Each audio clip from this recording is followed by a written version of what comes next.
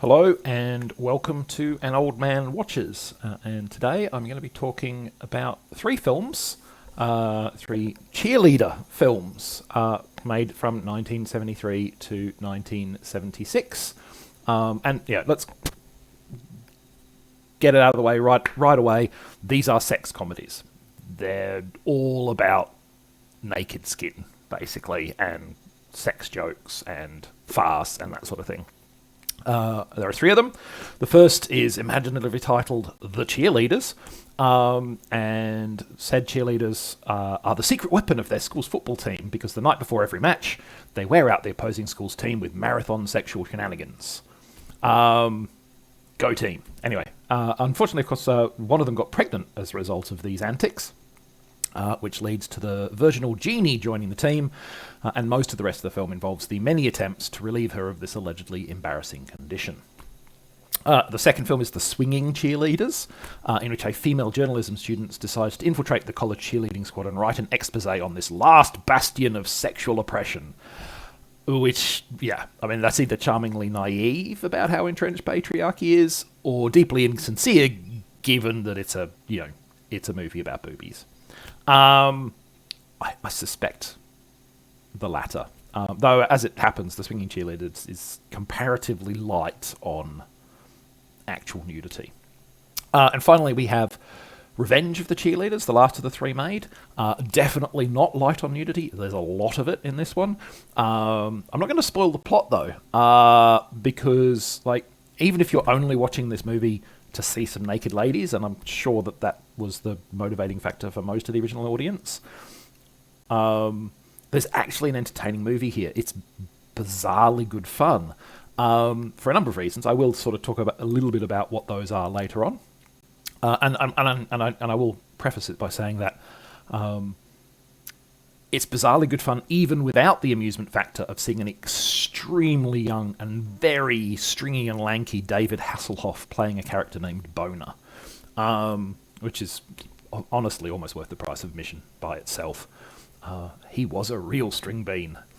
So, that's the three movies. They're mostly about naked ladies, right? So is there actually anything to talk about? Well, as it happens, yeah, there's a couple of things we can talk about with these films. First of all,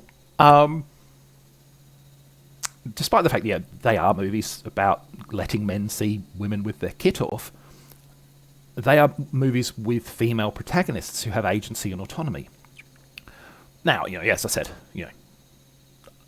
got to acknowledge that a lot of that agency autonomy comes from their sexiness, which is one of the few kinds of power that men have traditionally allowed women to have. But these are still movies that are to a greater or lesser degree, and these are still movies that are to a greater or lesser degree about gratifying the male gaze. They exist for and were made by men. But I think it's still notable that unlike, say, 80s sex comedies like Porky's or Revenge of the Nerds, where male characters and their ambitions are very much the focus, all three of these films are centered on the female characters, and on the female characters' desires and experiences. Yes, many of those desires and experiences involve them removing their clothes, but at least within the universe of the movie, if we ignore the doylist, they have those ambitions because we want, men want to see naked ladies, and we just look at it the Watsonian way of in-universe. At least in-universe, those are choices they are making. They're not choices that are being made for them by men.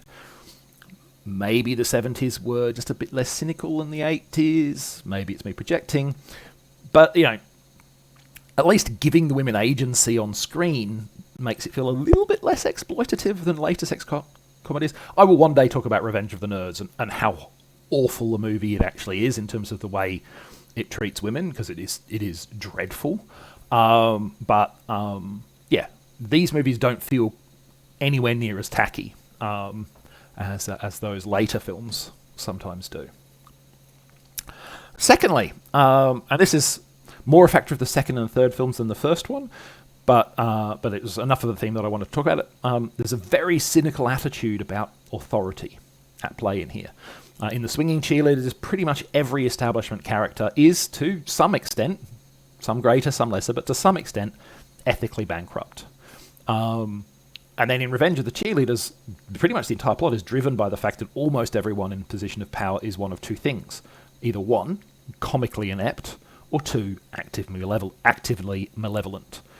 Now, given the time these were made, I wonder if it's a response to the closing years of the Vietnam War. A lot of emerging evidence of failure and corruption in the conduct of that conflict.